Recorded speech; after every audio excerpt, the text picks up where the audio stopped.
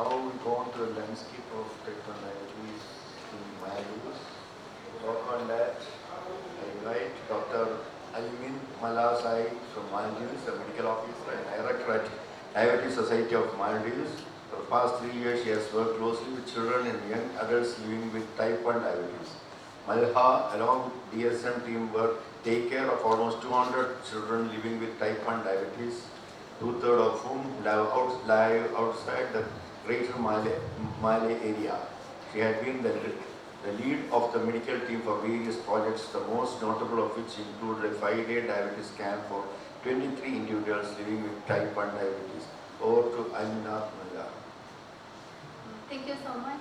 My topic today is type 1 diabetes, the landscape of type 1 diabetes in the Maldives. So, Maldives is a very small country.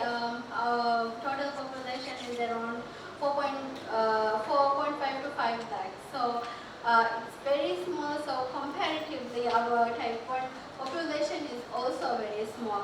So, looking at the demographics, we have around 201 registered type 1 diabetics in our clinic. Our clinic is the main clinic that focuses on type 1 patients. So almost all the patients with type 1 diabetes, they are registered in our clinic. So this is, I would say around more than 95% will be registered, and this is a very accurate demographic. So around 201 registered with us. And I have done an analysis of all the children who were registered, at what age they were diagnosed, and we see a peak at around 6 to 10 years of age when they are diagnosed. And looking at the male and female distribution, it's almost the same, 52 versus 48, more are females compared to males. We have I have also analyzed the number of patients that were getting registered throughout the last 10 years. We had a peak around 2017, but then post-COVID, we also noticed that more and more patients were getting diagnosed and registered. We also noticed that the patients that were getting registered post-COVID were younger compared to those who were getting diagnosed prior to the COVID pandemic. So, as some of you might know, Maldives is comprised of a lot of small islands, and the population is dispersed throughout those islands. And a large portion of the total population is concentrated in the capital area. So the distribution of the type 1s also reflected. So as you can see, the around 90 patients of the 200 patients, almost 90 patients, they live in the Malay region, that is the capital area. We have few atolls. Atoll is many islands grouped together again. So we have few atolls with only one type 1 patient. And we have also noticed that there are two regions in the north and in the south with with more patients. So it's very difficult for the patients to come for consultation to the capital area where the healthcare setup is centralized. We have a centralized healthcare setup. Each atoll is supposed to have an atoll hospital, but without specialists. They are without specialists. So it's very difficult for them. I've had parents calling me in the middle of the night that the patient is having ketonuria, hypoglycemia. What do we do? We went to the hospital. We were sent back home. So as you might know, it's very, very dangerous for a patient to be sent home when they have ketonuria and hypoglycemia. And I tell them, go back to the hospital. I tell them you have to get admitted, get screened for DKA. So and then they go back to the hospital. The doctor calls from what fluid do we give? So it's very, very difficult for us to educate those in the peripheries, those outside of the capital area, the the local community as well as the health professionals on how to handle the acute and also the chronic complication of type 1 diabetes. So it's very challenging for us. The end point of this is that many patients, they are forced to migrate to the capital area for further treatment, for better quality of health care.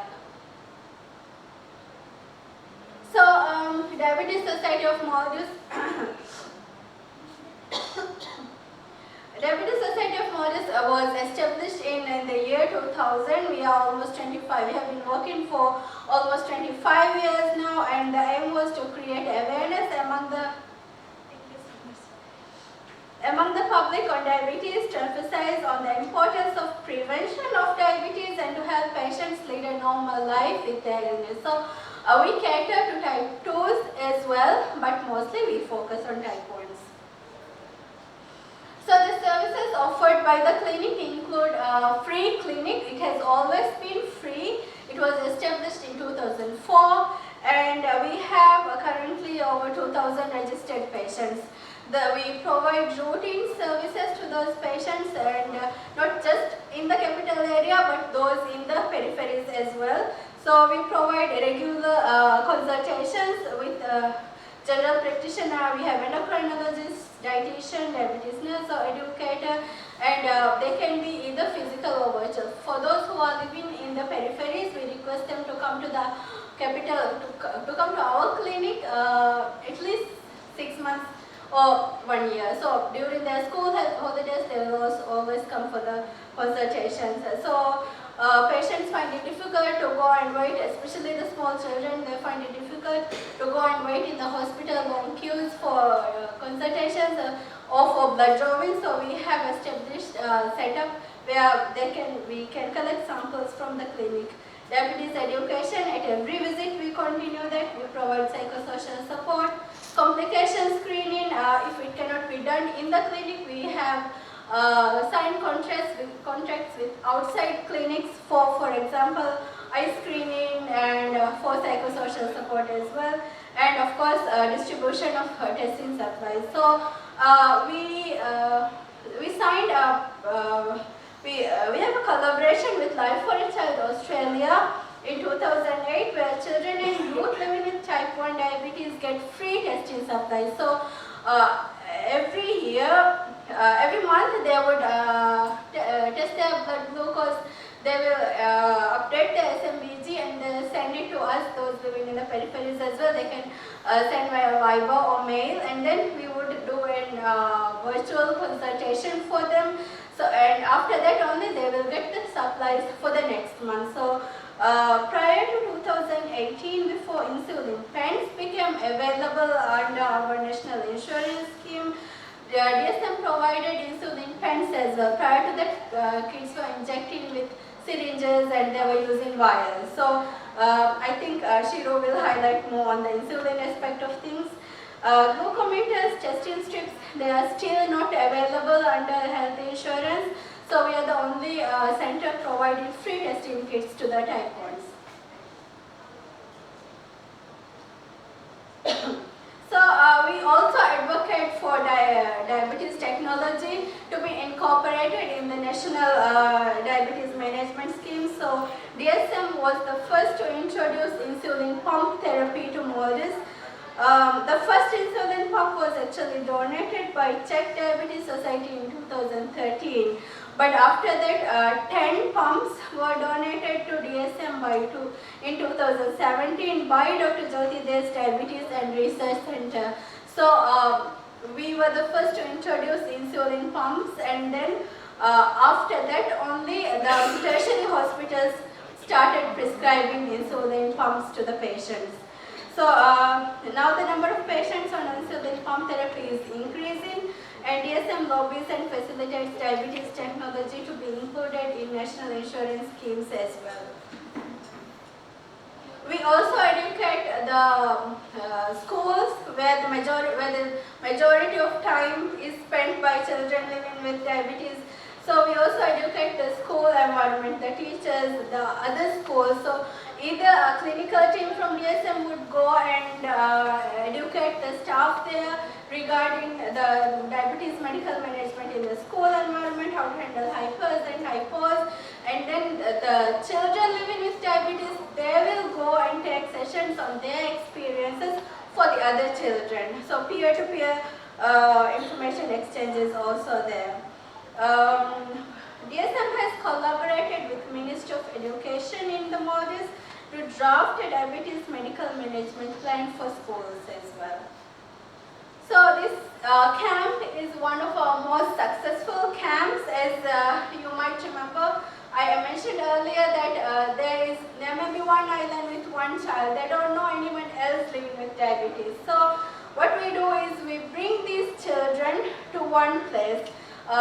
Usually we find that those living in the peripheries have poorer glycemic control. So we bring them to one place. Those aged 13 years and older, they can join. And it's a 5-day camp. It's without any parents. And the objectives are that to provide children and young people with diabetes with a fun and safe environment to educate and reinforce knowledge about diabetes, future developments and management and coping strategies. So we had our last camp in May of this year, and we have various activities in that. Classes on diet and physical exercise. There are coping strategies, motivational speakers. We have mostly type 1s, setting treatment and life goals and mental well-being, networking, mostly networking, because we find that after these camps, the groups, they make these groups among themselves, and then they lift each other up. They give each other tips on how to manage their day-to-day activities, the day-to-day highs and lows. So it's a learning experience for them as well as us. It's very successful. So I conducted a research to see how their A1C changes before going to camp and 1 year after the camp. So I've taken the data from the last 4 physical camps excluding the 2024 one, and I found out that the mean HbA1c before camp 10.25, it went down to 9.08% 1 year after the camp. Just one more minute. So 1 year after the camp, which is statistically significant. So it was very uplifting to find that the information taught had lasting impact, not just on their mental well-being, but on their glycemic control as well. So type 1 during COVID was very, very hard for us. Sea travel was completely locked down. So there were some islands without insulin. So we collaborated with the National Defense Force of the Maldives and the pharmacies, main pharmacies, to supply these islands with insulin and testing supplies. So we were able to send to the majority of the islands. So as I mentioned earlier, it's Can you sum up? yeah, just last slide. So it's very difficult for patients living in the peripheries because they don't have any person of contact within reach when they have an acute emergency or when they need to ask something. So we have trained diabetes educators all across the Maldives, one educator from each island of the Maldives to combat this scenario as well. So our latest project is the Type 1 Community Fund project, where we provide all the services free of charge, whether it's complication screening or specialist consultations, exercise classes and psychosocial support. All of these services are given to the patients free of charge in order to give them the holistic treatment experience. So that is my presentation for today. Thank you so much. Thank you, Dr. Anna Sai. We'll have a discussion at the end. Thank you.